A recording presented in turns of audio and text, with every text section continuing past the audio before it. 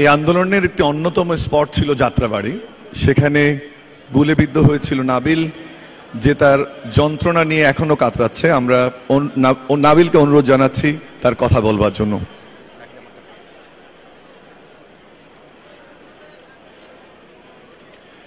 বিসমিল্লাহির রহমানির রহিম। সকলকেই আমার পক্ষ থেকে জানাই আসসালামু আলাইকুম।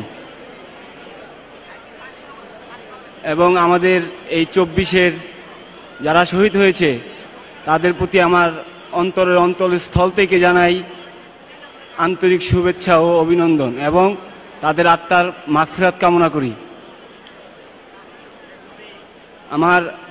আমার নেতা জনাব তারেক রহমান দেশের বাইরে থেকে আমাদের দেখছে, তাকেও জানাই অন্তরের স্থল থেকে অভিনন্দন।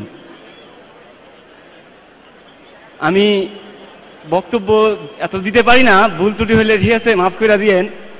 তো বৈষম্য বিরোধী ছাত্র আন্দোলন করছি, কিন্তু বৈষম্যর শিকার আমরা আহতরা।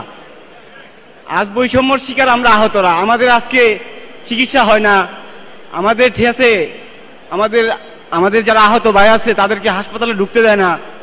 তো ঠিক আছে, আপনাদের প্রতি বাংলাদেশ জাতীয়তাবাদী বিএনপির কাছে আমার আকুল আবেদন যে ঠিক আছে, আপনারা আমাদের হাসপাতালে গিয়ে ঠিক আছে আমাদেরকে একটু দেখেন, যে আসলে আপনারাই আমাদের সব সংখ্যা দেখছেন, আপনারাই বেশি খোঁজ খবর নিছেন।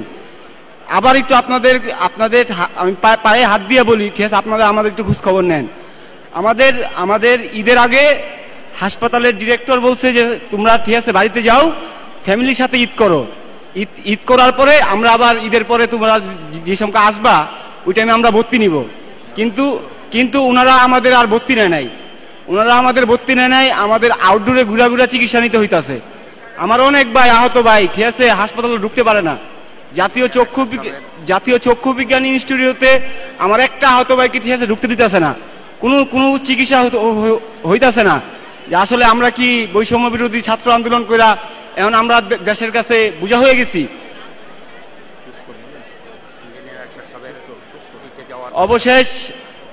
সর্বশেষ আমরা ওই যে ইশাক ভাইয়ের একটা প্রোগ্রামে গেছিলাম।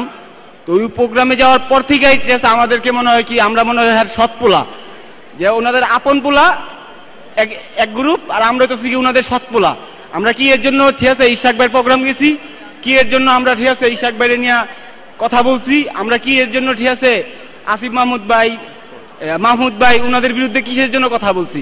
আসলে কি সত্য কথা বলা কি এখনো পাপ?